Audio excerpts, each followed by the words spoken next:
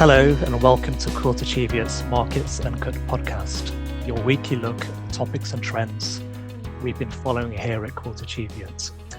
And just a reminder, so you don't miss future episodes, do hit the follow button on whichever platform you're listening on, or follow at hashtag QC Weekly Comment on LinkedIn. I'm your host, Suneet Kumar, investment manager based in our London office. And this week, I'm delighted to be joined by Richard Carter, our Head of Fixed Interest Research, and Carly Moorhouse, Senior Fund Analyst covering Asia and emerging markets. Good morning to you both. Richard, if we start with the big picture, it feels like we've had another fairly busy week for economic data. Just picking out a couple of points. At the start of the week, we had some business activity surveys, and those continue to point to growth, particularly in the services part of the economy. But then I think sort of most significantly, we had monthly jobs data out of the US at the end of last week, which I think can be fairly described as blowout numbers, coming in much, much stronger than even the most optimistic of forecasts. So if we sort of take a step back here, what do you think the data is really telling us? Does this still look like a soft landing type of environment? Or does the data last week, especially coming out of the US, suggest things are a bit more resilient than perhaps thought? It's a good question, Sunil. I mean, I think really big picture, I would say the fact that the numbers are generally okay, particularly in states, given that here we are mid-June or heading to mid-June and the Straits of Hormuz are still closed. I think that is quite remarkable, really, how resilient things have been. And I think it's once again we thought we'd had the death of US exceptionalism and all the rest of it, but actually the US seems to be doing just fine. And maybe the whole AI tech boom and spending around that is more than offsetting the sort of headwinds from the Middle East. I mean, I think the UK and Europe a bit more exposed to the whole energy crisis and a bit softer. Definitely. I mean, we've had some okay UK growth numbers, but overall, as it has been for some time, it's pretty tepid. But like I say, US seems to just go from strength to strength, no matter what the global economy throws at it. So I think at the moment, really, growth is less a concern, but the longer, obviously, the conflict in the Middle East goes on, the more that would be a worry. But inflation for now is probably the bigger danger. And so I think just sort of focusing on that sort of inflation side of the equation, then clearly, as you say, some of those price pressures remain above target at the moment. So whether that's in the services part of the economy or areas linked to energy and supply chains with the war in Iran. So does that sort of increasingly leave central banks in an even more trickier position, I guess, with more and more pressure to raise rates at the moment? I guess, is that so the position in the US, is that also consistent across Europe and UK as well?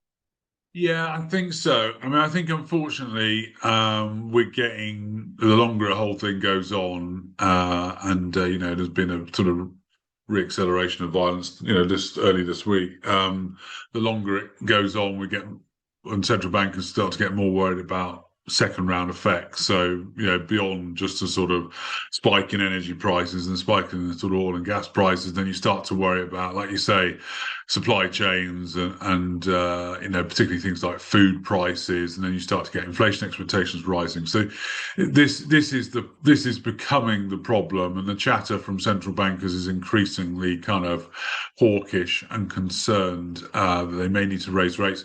I mean, obviously they're scarred a bit by what happened, or scarred a lot actually by what happened in post-COVID and then the Ukraine invasion, and how they thought that this would all be temporary, and it turned out not to be. So, yeah, it's a tough one. I mean, it looks like we're going to get a rate hike in Europe this week. They're from a sort of lower starting point in terms of rates than UK and US are.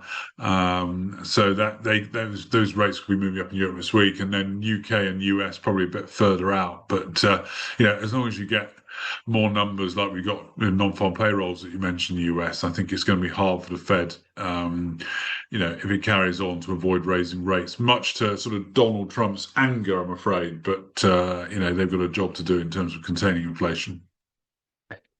That's really interesting. And I guess finally, Richard, how's that sort of challenge between growth and inflation sort of playing out in bond prices? Just thinking about yields generally and how investors are thinking about positioning themselves.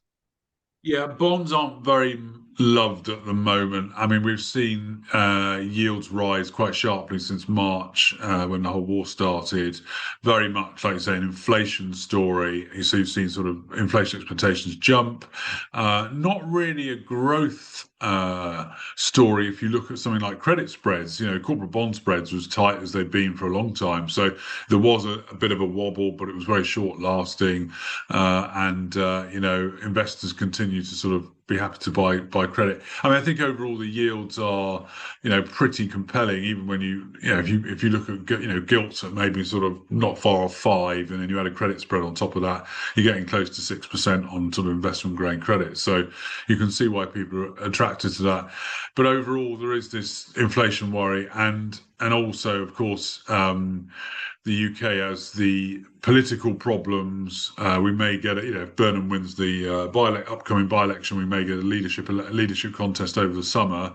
And to be honest, UK is not alone in having fiscal problems, and we've got French elections at some point, and the US is not exactly virtuous in this regard. So that's not helping the backdrop for the bond market at the moment. Great, thanks, Richard. That's really interesting. Carly, if I could bring you in here. Whilst we saw some weakness on Friday and following through in Asian markets at the start of this week, generally equity markets have continued to move higher, over recent weeks. And I think one of the more interesting areas has been Asia and emerging markets, and within that, South Korea and Taiwan in particular. What do you think is driving markets over there at the moment? Is it mainly linked to themes like technology, or South Korea and Taiwan actually giving us a broader read through of what we're seeing across Asia more generally? Yeah, so the strong performance of emerging markets this year has been driven particularly by tech stocks in South Korea and Taiwan. Last year, the returns were a bit more widespread. The Korean market, for example, was extremely strong across a number of sectors like shipbuilding, defense, and financials.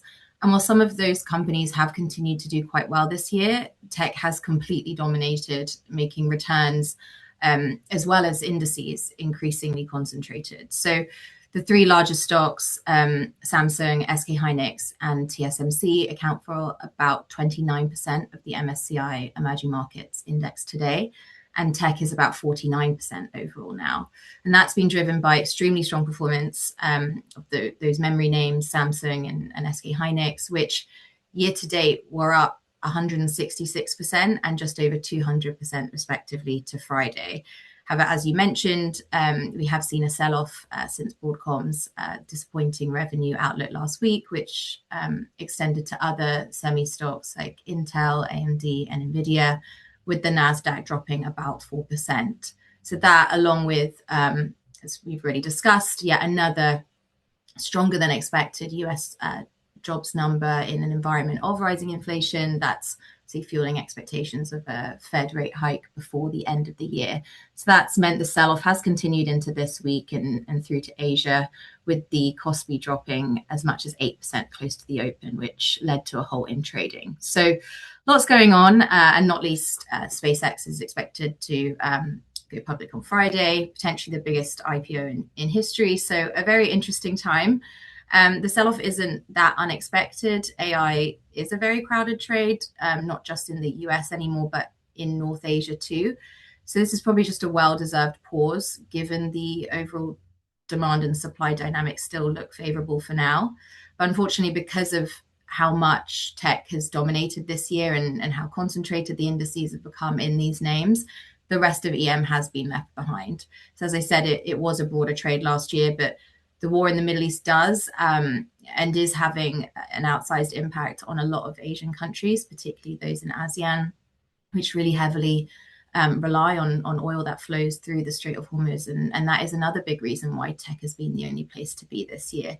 As with oil prices staying high for longer, there is going to be a negative impact on those more domestically focused economies that don't have huge export markets to hold them up, like South Korea and Taiwan. Right, so it really does sound like quite a selective environment, or has been one anyway, rather than one where everything has been moving sort of together.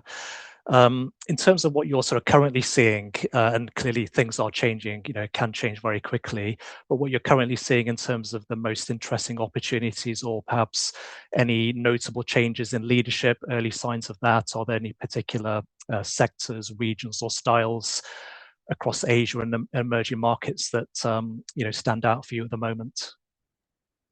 Yeah, so there is still a lot of opportunity in Asia and emerging markets, as a lot of the market has been left behind this year.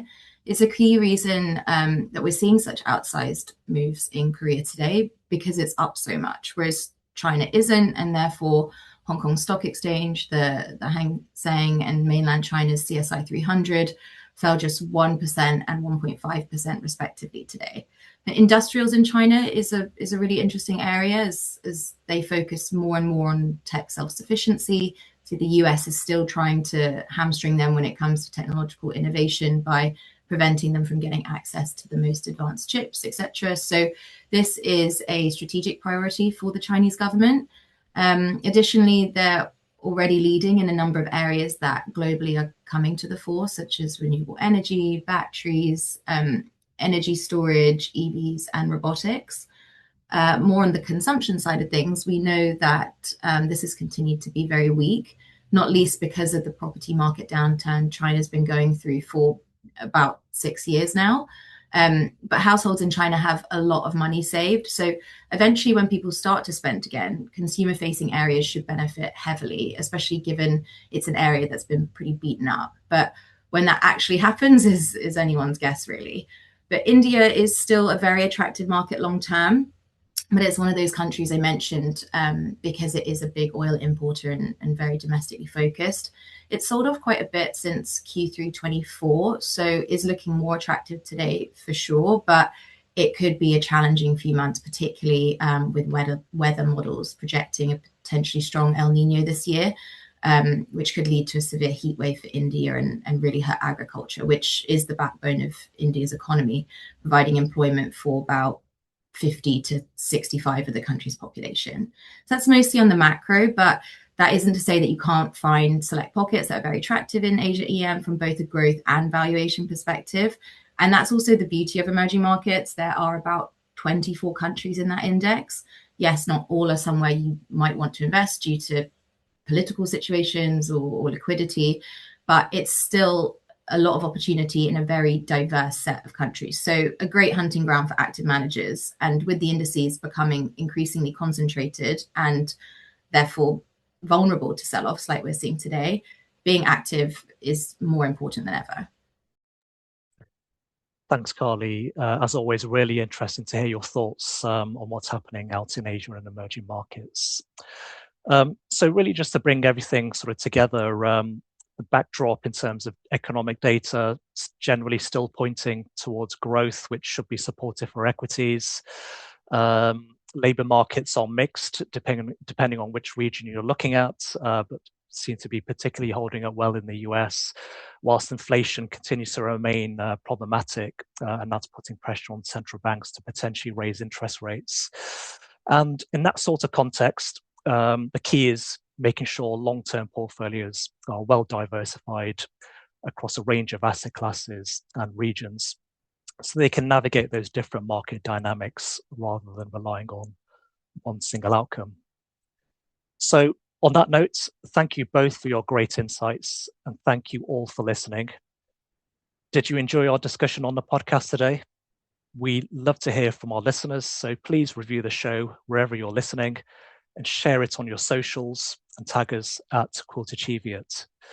And to make sure you don't miss a future episode, tap the subscribe button. We'll be back next week. In the meantime, do head over to our website, quiltercheviot.com, where you can read the accompanying market overview and subscribe to the weekly comment newsletter. You can also stay up to date with our thoughts on market news, industry insights, and our upcoming events and webinars, both on our website and on our social media pages. Finally, do you have any questions you'd like to ask one of our experts on our next podcast? Simply ask them via the weekly comments page on our website. We'd love to hear your questions. And that's it for today. So thank you, Richard and Carly, for your time, and thank you all for listening. See you next time.